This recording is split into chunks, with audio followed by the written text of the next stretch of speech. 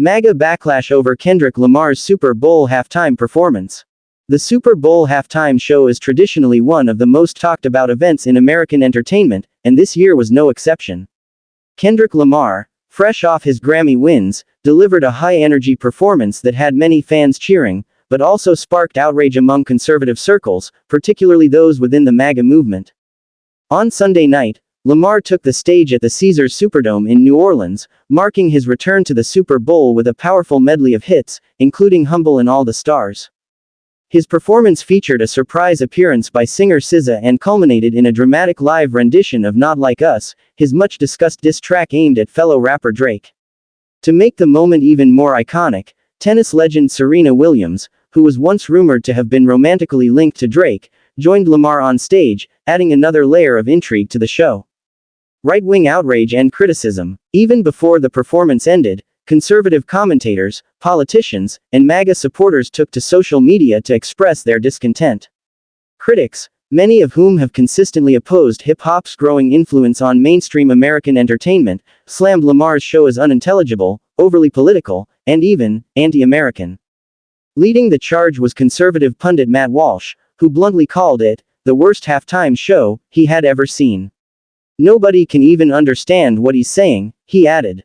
And the vast majority of football fans haven't even heard of most of these songs.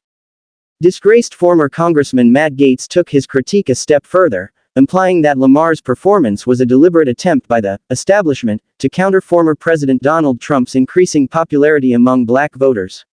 "The halftime show you just watched is clearly the regime's response to Trump's historic gains with black men," Gaetz asserted.